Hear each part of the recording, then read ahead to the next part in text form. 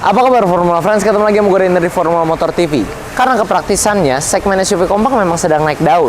Dan raja di kelasnya sudah jelas HR-V yang sudah mendominasi sejak tahun 2015. Berkat berbagai keunggulannya, mobil ini menjadi pilihan yang aman dan nyaman untuk mayoritas orang. Tapi apakah artinya yang lebih laris sudah pasti lebih baik? Belum tentu, apalagi jika dibandingkan dengan saingannya yang datang dari pabrikan Jepang rasa Eropa. Lantas pilihan yang mana lebih baik? Mari kita test drive.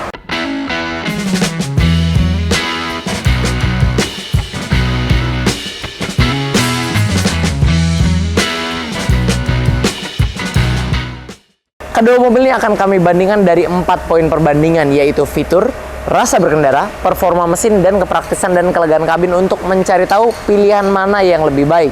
Tapi disclaimer dulu, kami di sini tidak pernah dan tidak akan pernah memihak pada salah satu brand karena kami adalah berdiri sebagai dealer mobil second yang menjual berbagai merek mobil.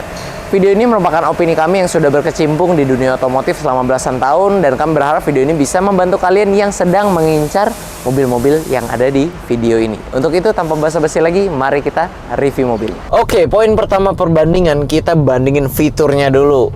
HR-V SE ini tipe tengah, depan dia sudah ada LED DRL-nya, masuknya sudah smart entry, nyalainnya udah start stop engine, ada electric rear mirror di sini, setirnya juga lengkap banget, tombol-tombolnya ya, ada volume di sini, ada juga Bluetooth button dan voice command di sebelah kiri, di sebelah kanan itu fitur keselamatan nanti kita bahas. Ada cruise control juga by the way. Lalu AC-nya digital, untuk joknya ini combination leather seat ya, nyaman. Dan ini juga ada electric parking brake, rear front defogger juga sudah ada, panoramik. HR-V ini sudah dilengkapi panoramik walaupun belum sunroof, jadi nggak bisa dibuka, cuma kaca doang. Dan yang belakang puzzle, kalian udah tau lah HR-V ini sering dihujat karena puzzle belakang itu memang ngerepotin sih, agak repot. Nah, oh ya, head unit ini touchscreen dan sudah mendukung Apple CarPlay dan Android Auto walaupun masih colok USB, belum bisa via Bluetooth. Nah, lalu apa lagi ya? Terus juga dia sudah ada MID digital walaupun MID kecil di tengah situ, tampilan informasi cukup lengkap. Pengaturannya dari setir, ada power outlet di situ, ada USB di sini dan satu lagi di belakang, jadi untuk ngecas lengkap banget. Dan ada icon mode untuk mode berkendara yang lebih irit, tapi kita lagi nggak pakai ya karena kita nanti mau bandingin hasilnya dengan CX-3. Nah, itu dari fitur hiburannya. Kalau fitur keselamatan, mobil ini sudah dilengkapi dengan 2 buah airbag, hill start assist, hill descent control ada di sini, tombolnya itu yang untuk ketika turunan ya. Pengereman sudah lengkap, remnya sudah cakram depan belakang, ABS EBD lengkap, ada ISOFIX juga, parking kamera dengan multi view angle-nya, dan juga ada parking sensor plus Honda Sensing tentunya yang jadi andalan di HR-V ini karena dia sudah ada lane keep assist, ada Honda Lane Watch, ada kamera di spion kiri ya, kita tinggal pencet sini dan sini tampil. Ya sudah cukup lengkap lah, Honda Sensing-nya dia full package sama seperti tipe di atasnya RS. Sekarang kita lihat CX-3 dan kita lihat siapa yang lebih unggul fiturnya. Oke, secara fitur kalau si Mazda CX-3 ini kita bahas fitur hiburan dulu ya. Dia sudah dilengkapi juga dengan LED daytime running light. Velgnya juga sudah dual tone, masuknya smart entry, nyalainnya start stop engine. Oh sorry, di sebelah sini start stop engine. Ada electric rear mirror juga. Ini juga disetirnya lengkap ya. Ada pedal shift, cruise control, audio steering switch sebelah kiri. Bluetooth handphone buttonnya juga sudah ada di sini. Head unit touchscreen. Dan dia juga sudah mendukung Apple CarPlay dan Android Auto, tapi nggak wired, jadi udah wireless, bisa connect Bluetooth, lebih canggih dan lebih praktis juga untuk kita gunakan sehari-hari. Kalau HR-V tadi kan masih harus pakai kabel. Di bawahnya AC-nya belum digital, tapi tetap kelihatan modern. Bawahnya lagi ada tempat ngecas HP, yaitu dia wireless charger, wireless charging station. Di belakang, nah ini yang kami suka dari mobil Mazda. Dia sudah punya MZD Connect. MZD Connect ini kalian nggak tahu ya, kalau gue pribadi sih merasa kalau udah kebiasaan mau pakai mobil yang ada controller sini, controller head unit, ini praktis banget mainin head unit, jadi nggak harus ribet-ribet mencet gitu. Wah itu sih berasa kehilangannya kalau kalian udah biasa pakai mobil gini. Dan Mazda punya MZD Connect, jadi tetap berasa canggih, praktis, dan terlihat mewah juga seperti mobil-mobil Eropa. Oh ya, di depan situ juga ada head-up display, jadi menampilkan kecepatan dan blind spot monitor juga. Ada tampil di situ kalau di serong kiri atau serong kanan ada kendaraan tuh lagi nyala sekarang juga. Joknya ini combination leather seat juga, sama seperti HR-V ya. Dan setir juga sudah dibungkus kulit. Kalau dari segi fitur keselamatan, mobil ini sudah punya 4 buah airbag, pengereman ABS EBD, cakram depan belakang, lalu dia juga sudah punya ISOFIX juga tentunya, parking kamera dan parking sensor udah jelas lah pasti ada ya. Blind spot monitor, nah ini satu-satunya sensor-sensornya di CX-3 Sport ini. Dia punya blind spot monitor, dia juga sudah punya vehicle stability control, di sini bahasanya TCS ya. Lalu dia juga sudah punya walk-away lock. Nah, jadi kalau kalian tutup pintu, keluar dari mobil, kalian kan suka biasa tuh, udah ngunci mobil belum ya? Kalau pakai CX-3 ini tenang aja, karena ketika dia mendeteksi kunci menjauh dari mobil ketika setelah diparkir dan dimatikan, dia akan otomatis mengunci mobilnya. Nah, kalau boleh disimpulkan, fitur walaupun CX-3 juga nggak bisa dibilang dikit dan kalah canggih, tapi menurut kami masih harus lebih unggul HR-V, karena HR-V menang di pertama Honda Sensing, kedua panoramik ya, walaupun panoramiknya puzzle dan nggak bisa dibuka saat jadi sunroof sekarang, tapi tetap better punya daripada nggak punya kayak si CX-3 Sport ini ya. Dan Honda Sensing ya, Honda Sensing itu dia di CX-3 Sport ini, varian Sport ini dia tidak punya, dia cuma punya blind spot monitor. Sedangkan blind spot monitor itu kalau di Honda HR-V yang tadi kita udah coba, dia punya Honda Lane Watch, jadi menutup blind spot juga fungsinya, cuman dia pakai kamera, kalau ini pakai sensor. Ya memang sama-sama advance fiturnya, sama-sama canggih, sama-sama banyak. Tapi menurut kami sih masih lebih oke HR-V lah, karena dia tetap lagi-lagi menang Honda Sensing dari segi fitur keselamatan dan panoramik dari segi fitur hiburan. Oke, untuk posisi berkendara HR-V ini memang sebenarnya udah oke banget ya. HR-V dari generasi pertama di Indonesia udah nggak ada keluhan sebenarnya sih, dan ini juga kami rasa malah improvement dari model sebelumnya. Masih sama-sama menggunakan model ini yang tinggi, panel tengah yang tinggi, dan ini posisi armrestnya pas, empuk juga, pakai soft touch dia. Joknya masih semi bucket seat dan bahannya enak, empuk, meluk juga megang, jadi enak. Posisi berkendara juga ergonomis, ini setirnya bisa tilt dan teleskopik, pengaturannya lengkap. Kita contohin ya. Nah tuh, jadi enak di sini, udah pas. Tombolnya juga fisik semua, jadi sekarang udah lebih enak, pengaturannya gak ribet gitu, gak ganggu konsentrasi ketika di jalan. Ya untuk overall ini sih gak ada keluhan, visibilitas juga bagus, ke belakang juga enak, gak ada keluhan lah, hampir tidak ada blind spot, apalagi ditambah Honda Sensing dan Honda Lane Watch yang tadi kami udah sebutkan. Nah, tapi sama CX-3 gimana nih? Karena mobil Mazda itu terkenal akan posisi berkendaranya yang Jinba Itai. Yuk kita ke Mazda. Setelah kita mengetahui fiturnya dan kita tahu posisi berkendara HR-V, perbandingan poin kedua ini rasa berkendara. Yang pertama dari posisi berkendara dulu. Nah, HR-V kita udah tahu, kalau CX-3 gimana? CX-3 ini pas masuk, kalau apalagi kita baru banget dari HR-V, itu berasa banget bedanya, yaitu di ruangannya. Kalau mobil Mazda itu nggak ada yang kalian lega, luas, spacious gitu kayak mobil-mobil Honda. Jadi kalau pas kita masuk sini nih berasa kok kayak lebih terbatas gitu. Tapi ada tapinya.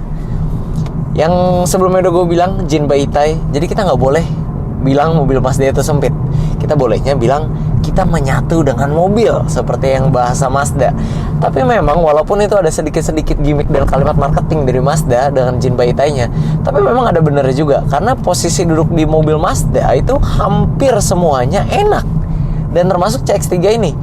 Walaupun ruangannya terbatas, tapi ini posisi armrest di sini di console box pas, di sini juga pas dan empuk juga sama seperti HR-V.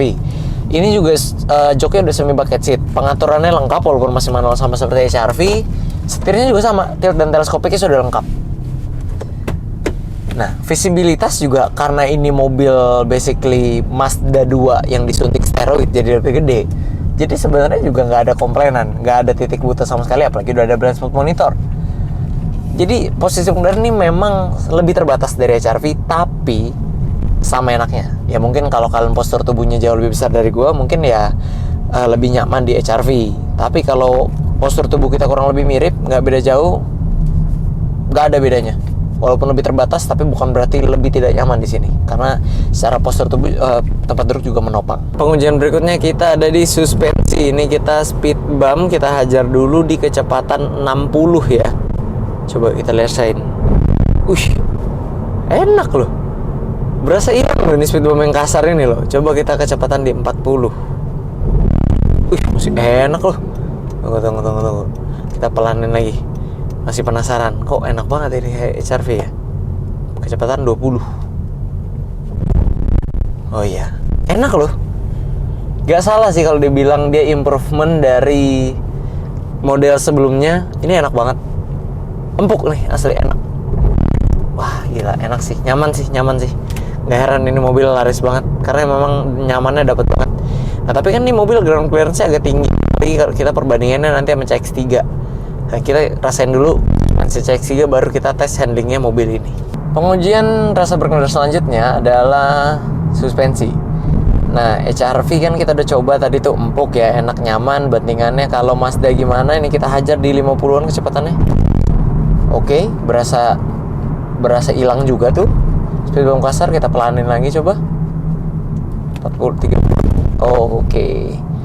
Ini udah jelas lebih keras daripada HR-V ya. Lebih keras dari HR-V nih. Kita pelanin lagi coba nih 20-an. Yap. Ini lebih keras daripada HR-V. Kalau bahasa kerennya lebih stiff. Tapi kalau kita kencengin nih, kita hajar nih, hilang dia rasanya. Tuh, makin hilang. Speed bumpnya makin gak berasa kalau kita kencang. Tuh, hilang. Mirip sama HR-V rasanya kalau kencang, teman. Kalau pelan, travel suspensi ini berasa lebih stiff lah ya. Jadi kalau empuk-empukan memang empukan HR-V, tapi bukan berarti mobil ini keras yang kita bisa bilang gak enak. Ini memang karakter Mazda, udah ada di Mazda 2 seperti ini juga kurang lebih rasanya. Beda-bedanya tuh ya. Nah, tapi kalau yang suspensi Mazda ini biasanya enak nih. Ini, jadi kita coba aja langsung. Oke, sekarang kita mau coba handling dari HR-V dulu. Kita mulai ya. Yuk. Oke. Sebenarnya pengendalian cukup direct loh ini loh, HR-V loh. Masih mempertahankan ciri khas mobil Honda yang pengendaliannya itu enak. Tapi mobil ini karena dia lebih tinggi, ground clearance itu kalau nggak salah meningkat daripada generasi sebelumnya. Jadi berasa lebih limbung. Body roll-nya berasa. Cuman jangan salah, pengendalian tetap enak. Maksudnya direct gitu ya. Tapi ya jadi berasa lebih limbung aja. Sekarang kita pindah ke CX-3. Oke, sekarang kita coba handling CX-3. Jalan sudah kosong, kita coba. Wah, baru setir digini kita beloknya udah berasa beda banget sama HR-V. Lebih direct ya, dan lebih pengendalian lebih sporty. Wah, gila sih. Wah, iya jauh. Wah, suspensinya boleh lebih empuk HR-V ya, lebih nyaman gitu ya. Tapi kalau bicara handling sih, wah, set. Ini berasa kayak bawa hatchback cuy. Bener. Rasa-rasa sama Mazda 2 masih mirip betul ini.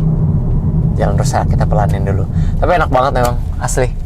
Enak banget. Dia ground clearance-nya memang pengaruh juga sih, karena ground clearance-nya dia nggak setinggi HR-V.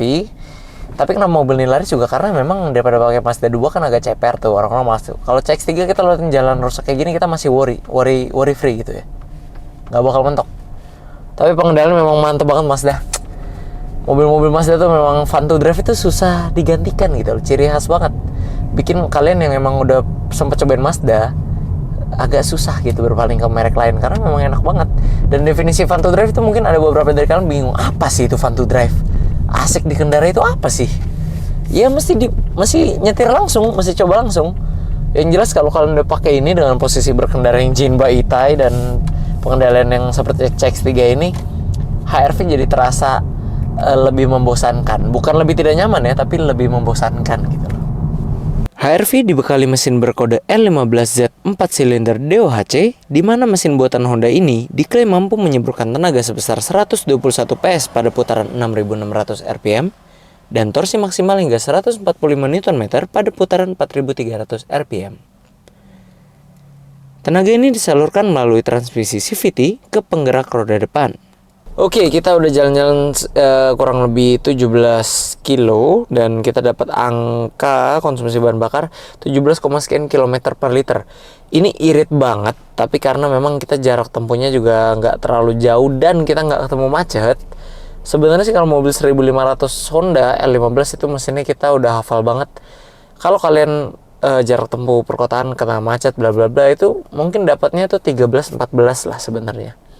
Ini kita nggak ketemu macet jadi dapatnya 17. Oke lah, tapi masih oke lah. Berarti kalau nggak ketemu macet mobil ini punya potensi untuk memberikan angka yang irit ya. Gimana dengan CX-3? Mari kita tes CX-3. Di sisi lain, Mazda membekali CX-3 dengan mesin 1500 andalan mereka yang sudah berteknologi Skyactiv G 4 silinder DOHC 16 katup. Di atas kertas, mobil ini mampu mengeluarkan tenaga sebesar 111 HP pada putaran 6000 rpm dan torsi maksimal hingga 144 Nm pada putaran 4000 rpm. Tenaga ini disalurkan ke penggerak roda depan melalui transmisi otomatis Skyactiv 6 percepatan. Oke, setelah melewati trek yang sama seperti HRV tadi, dengan jarak yang kurang lebih sama juga dan tingkat kemacetan kurang lebih sama, sama-sama tidak macet, ternyata kita dapat angka yang mengejutkan. Karena di CX-3 ini kita dapat angka menurut MID 18,5 km per liter. 1 km lebih irit rata-rata bahan bakarnya daripada HR-V. Tadi kita kira HR-V itu udah hebat banget, walaupun gak macet dapat 17. Ternyata Mazda CX-3 bisa lebih irit gitu loh. Gak cuman 1 km lebih irit, kalian harus apresiasi karena HR-V itu pakai CVT, Mazda ini enggak. Kalau denger, Mazda ini pakai transmisi Skyactiv. Ya itu sama dengan AT konvensional, cuman emang didukung teknologi Mazda.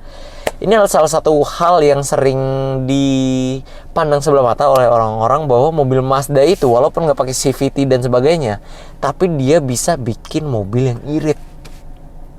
Ini sama-sama nggak macet ya. Jadi ini perbandingan udah apple to apple nih, sama-sama di segmen yang sama, mesin yang sama, kondisi jalan yang sama. Jadi kita bisa ada kesimpulan bahwa CX-3 lebih irit dibandingkan HR-V yang pakai CVT. Nah, tapi kalau kita kesimpulan overall untuk mesin, menurut kami unggul tetap di CX-3. Kenapa? Karena walaupun tenaganya di atas kertas lebih kecil CX-3, kami sih nggak tahu datanya ya, 0-100 apa kami nggak cek dan kami juga nggak coba. Tapi kami cukup yakin kalau adu kencang-kencangan CX-3 masih menang karena pertama, HR-V lebih besar. Lebih besar artinya bobotnya lebih berat. Dan juga HR-V pakai CVT. CVT memang lebih fokus ke efisiensi bahan bakar, tapi tenaganya jadi cenderung lebih lemot. Ya makanya tarikan pasti torsi, apalagi torsi bawah ini pasti Mazda lebih menang. Dan apalah itu CVT di HR-V kalau ternyata masih kalah meski aktifnya Mazda. Jadi menurut kami kalau dari segi mesin CX-3 ini bolehlah dibilang unggul dibandingkan kompetitornya si raja terakhir HR-V. Oke, kita udah bandingin dari fitur, rasa berkendara, hingga mesin. Di poin perbandingan keempat, kita akan bandingkan satu hal yang sebenarnya nggak kalah penting, tapi jarang dianggap orang, yaitu adalah kepraktisan dan kelegaan. Nah, di HR-V sendiri kita bahas kepraktisannya dulu. Untuk tempat taruh barang itu banyak. Cup holder ada 2 di depan sini. Ada satu ini tempat konsol box. Ada laci di bawah sini yang ada power socketnya. Ada di atas juga masih bisa tempatan nih taruh nih. Laci lagi di sini dan ini BTW soft opening ya. Wih, berasa mahal. Dan ada tempatan di masing-masing pintu, ada cup holder lagi di bawah sini, kantong di pintu 2. Dan di sini ada lagi satu untuk naruh kartu e-tol dan karcis parkir mungkin ya. Di atas nggak ada tempatan lagi, nggak tempat kacamata juga, ini nggak ada tempat buat naruh kartu juga. Dan di belakang sini, di belakang itu ada 2 cup holder masing-masing pintu, ada 1 kantong penyimpanan lagi. Ada 2 cup holder lagi di armrest tengahnya dan ada kantong di masing-masing joknya. Jadi total berapa tuh? 1, 2, 3, 4, 5, 6, 7, 8, 9, 10, 11, 12, 13, 14, 15, 16, 17, 18, 19. Pokoknya ada 19 kompartemen di sini untuk naruh cup holder atau barang-barang apapun itulah. Nah, sekarang sebelum kita bandingin dengan CX-3, kita lihat dulu ke belakang untuk kita lihat kelegaannya. Nah, kompartemen, oh ada satu lagi lo ketinggalan kompartemen di sini kosong. Jadi banyak banget ya kalau dari HRV ya.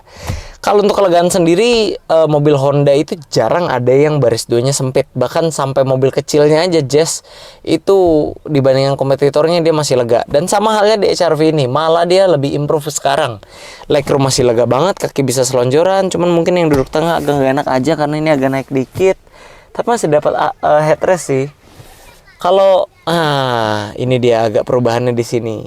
Bedanya HRV yang sekarang dengan HRV yang model lama adalah kalau HRV yang lama itu belakangnya nggak selandai HRV yang ini. Tapi memang zaman sekarang untuk SUV seperti ini lagi ngetren bentuk yang belakangnya landai ya. Dilihat lebih sporty, mungkin lebih aerodinamis juga, tapi yang dikorbankan adalah headroom bagian belakang sini. Nah ini gue tinggi sekitar 167 cm dan ini udah tanda pas-pasan ini. Cukup sih masih, cuman tanda pas-pasan. Nah, gue gak bisa bayangin kalau orang lebih tinggi dari gue itu pasti lebih berasa sempit. Cuman kalau ngelihat sih kayak lega gitu, soalnya ada panoramik. Tapi kalau ini panoramiknya ditutup, pakai covernya, ya akan berasa sempit. Tapi kaki nggak masalah, secara lebar pun nggak masalah. Cuman ya headroomnya aja yang berkurang. Nah, sekarang kita bahas bagasi. Kalau secara data ini 400 liter kalau nggak salah.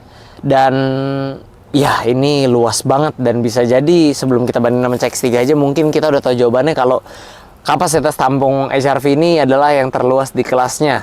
Bagasinya aja sendiri udah luas, apalagi kalau kalian manfaatin ultraseatnya yang bisa dilipat rata lantai, itu udah luas banget lah. Di bawah sini ada ban serep belum pernah turun, ruang penyimpanan kanan kiri. Oh ada juga di sini ini untuk dongkrak dan lain-lainnya. Cuman ini agak makan tempat. Cover puzzle panoramic roofnya keren sih Honda HR-V gitu ya, tapi ya agak jadi harus ada di situ aja. Ya kalau ini bagian ini nggak ada komplainan ya. Ini justru emang keunggulannya HR-V dari dulu sampai sekarang. Sekarang kita lihat CX-3. Lanjut ke poin perbandingan terakhir yaitu kepraktisan kelegaan. Tadi kita udah lihat kepraktisan dan tempat-tempat kompartemennya HR-V. Sekarang di CX-3. Masing-masing pintu ada satu di atas sini dan dua di bawah, jadi total 4. Di tengah sini ada tempat kelima yang sekaligus menjadi wireless charging station. Ini juga ada tempat open kompartemen tapi semi open ya, karena ini sebenarnya bukan konsol box karena dia nggak full ketutup. Ini bisa taruh gelas-gelas dan taruh barang lagi di sini. Di sini ada laci yang belum soft opening ternyata. Udah belum ada apa-apa lagi. Di samping sini tidak ada. Oh di atas ada tempat kacamata. Buat kacamata. Di belakang sini, di belakang jok ada kantong di sini, cuman yang jok sini nggak ada kantongnya. Sama di pintunya juga ada satu tempat cup holder, di atasnya ada tempat begini lagi. Jadi totalnya, oh di situ juga armrest tengah ada cup holder lagi 2. Totalnya tidak lebih banyak dari HR-V. Mobil Honda itu memang terkenal kepraktisannya ya, dan tempat-tempat kompartemennya itu pemanfaatan ruangnya sangat bagus. Kalau Mazda memang bukan yang terkenal di situ, jadi nggak heran kalau kita ngadu tempat kepraktisan tempat-tempat taruh barang gini, CX-3 kalah. Tapi sekarang kita lihat kelegaannya di belakang. Nah, setelah lihat kepraktisan, yuk kita ke belakang. Tapi sebelum kita ke belakang, ini ada yang gue mau komentari. Sayang nggak sih kalian kalau punya mobil, apalagi masih baru kayak gini, kilometer baru 13.000, tapi karpetnya itu masih karpet orisinil. Apalagi karpet orisinil Mazda tuh cakep ya, bertekstur gitu, terus ada emblem CX-3-nya lagi. Jadi kesannya mahal. Sayang kalau kita sering injek-injek, pasti akan cepet kotor. Apalagi bahan bludru gini kan agak susah dibersihin ya. Lebih baik kita cari alternatif solusinya.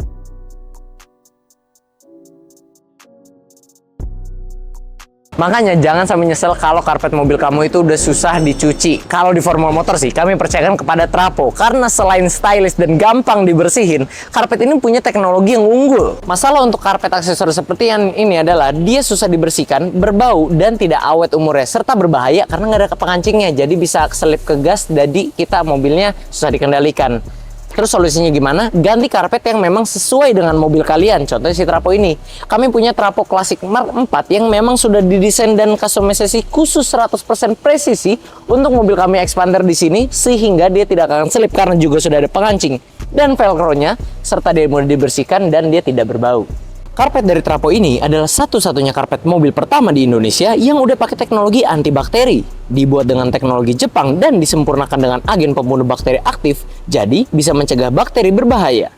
Karpet ini juga punya desain padding yang stylish, efektif menampung kotoran, gak berbau, gampang juga buat dibersihin. Kalian tinggal semprot aja, udah beres. Dan yang paling gue suka, dia bisa didaur ulang, jadi lebih ramah lingkungan. Nggak usah khawatir, karpet Rapo ini juga memiliki pilihan untuk berbagai mobil lainnya. Dan juga ada pilihan varian lain yang bisa kamu pilih sesuai kebutuhan dan selera. Jadi buruan ganti karpet mobil kalian ke Trapo Indonesia. Check out-nya bisa di toko hijau atau toko oranye Trapo Indonesia. Jadi tunggu apa lagi? Legroomnya nggak seluas HR-V ya. Orang dewasa masih bisa selonjoran kalau di HR-V. Kalau di CX-3 ini nggak.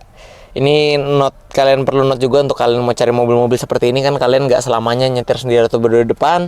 Mungkin ada kalian bawa keluarga dan ini lebih sempit dibanding HR-V. Dan satu lagi, ini tunnel juga sedikit tinggi ya, tinggi banget ini malah. Mungkin karena di belahan dunia mana ada CX-3 yang AWD mungkin kali ya. Nah, jadi ini kurang nyaman untuk orang yang duduk di tengah sini karena kakinya harus berkompromi sama kiri kanan. Terakhir bagian bagasinya. Bagian bagasi CX-3 ini memang dia improve dari Mazda 2, tapi dia nggak lebih besar dari HR-V. Kalian bisa lihat sendiri dari visual aja udah kelihatan ya, nggak usah kita tampilin data-data liter-literannya. Ini mungkin muat satu koper besar mungkin. Ya, setelah itu nggak muat lagi. Ini di samping sini kayak tempat kompartemen. Oh, ini buat dongkraknya. Bawah sini ban serep. Belum turun bannya. Bagus, ini covernya ya. Kalau Mazda ini aksesoris gini udah pasti lengkap. Kalau HR-V nggak ada. Ini kita copot dulu supaya kita bisa lihat ininya. Satu lagi dia nggak bisa rata lantai. Kalau geser sedikit ke sini visual biar penonton bisa lihat, itu kita dorong ya. Kan lihat, ini tuh nggak bisa rata lantai. Jadi mentoknya segitu. Cuman ada ginian jadi kita agak susah kasih lihat mungkin tuh. Dia nggak rata lantai. Muat, taruh barang panjang, cuman nggak rata lantai, nggak sepraktis HR-V lagi-lagi kalau urusan seperti ini. Jadi kalau boleh kami simpulkan, dari segi kepraktisan dan kelegaan, mobil CX-3 ini memang nggak bisa ngalahin si HR-V. Karena HR-V lebih lega, lebih praktis, tempat barang lebih banyak, dan buat bawa koper dan lain-lain pun ruangnya lebih luas. Jadi poin perbandingan keempat ini, kami akan menangkan HR-V. Setelah kami membandingkan kedua mobil ini, sudah jelas kedua mobil ini memiliki area keunggulannya masing-masing, di mana HR-V lebih ke arah kenyamanan dan kepraktisan. Sedangkan kalau si CX-3 lebih ke arah fun to drive dan performa mesinnya yang memang lebih memacu adrenalin dibandingkan HR-V. Nah, apapun pilihan kalian, pastikan pilihlah sesuai budget dan kebutuhan kalian agar tidak ada penyesalan di lain hari. Buat teman-teman yang pengen cek dua mobil ini, kan bisa hubungi kami melalui Instagram resmi kami di @formula_motor dan juga TikTok kami di @stockformulamotor. Jangan lupa juga follow akun sosial media kami lainnya, yaitu di TikTok pertama kami formula_motor dan juga website kami di www.mobstripcast.com. Oke, sekian dulu friends untuk video hari ini. Kami tentu masih punya banyak konten menarik dan edukatif lainnya yang akan kami sajikan di channel YouTube kami, yaitu Formula Motor TV. Jadi jangan lupa like video ini bila kalian menyukainya. Dukung kami dengan cara subscribe channel kami dan jangan lupa bunyikan lonceng notifikasi agar kalian tidak ketinggalan update dari kami. Pada akhirnya gue Rainer pamit undur diri dulu, sampai ketemu di video selanjutnya.